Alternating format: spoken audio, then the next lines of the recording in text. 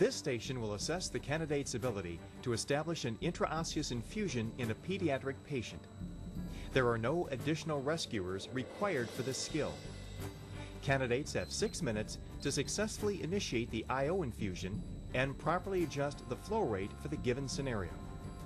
The pediatric scenario that you will be presented with will require you to give a fluid bolus, run a maintenance infusion, or both.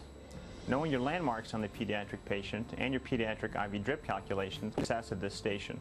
You will have 2 attempts to establish the IO infusion within the 6-minute time limit. Don't get discouraged if you're unable to establish it on the first attempt.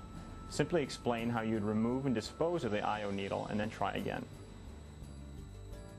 Candidates at this station will have equipment and supplies necessary to establish and maintain an intraosseous infusion. These items include IO needles, syringe, saline, administration and extension sets, tape, gauze pads, sharps container, and medical exam gloves as part of the necessary personal protective equipment. The main sections of the IO infusion station involve fluid selection, site selection and preparation, and performing the IO puncture. Your patient is a 9-month-old infant in cardiac arrest as a result of trauma. You have had a chance to check your equipment. Do you have any questions? No, I'm ready to proceed. Very well. I would choose 500 bag of normal saline. I would make sure that it's in date and that it's clear. Then I would go on to choosing an IO needle, 10 cc syringe, saline injectable, an extension set, and I'd use a macro drip set.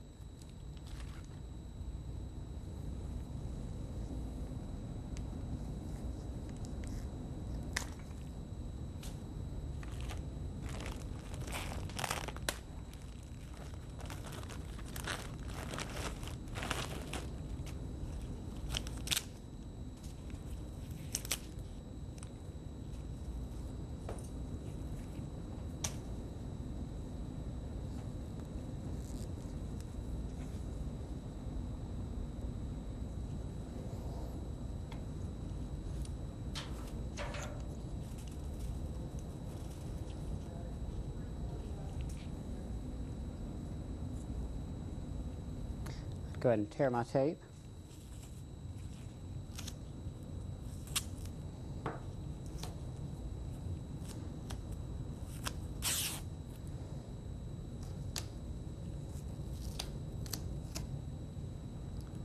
Ten cc syringe.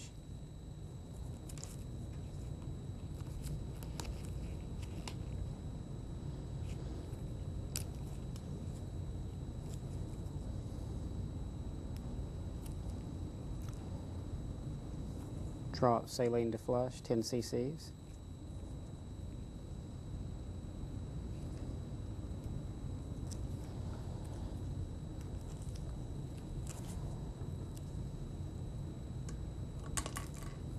Sharps is away.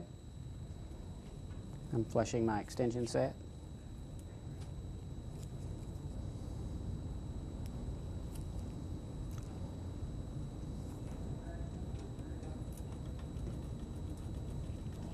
My extension set's flushed. I'd utilize BSI precautions.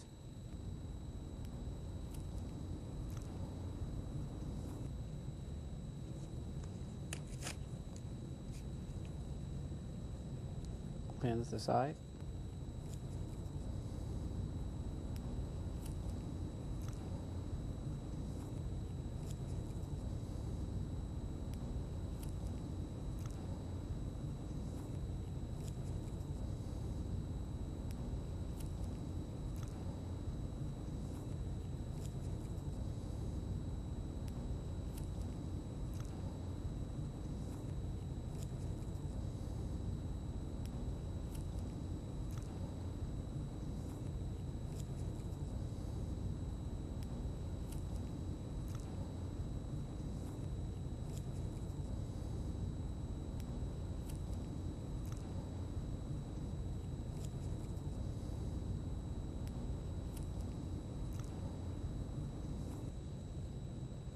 I can let go.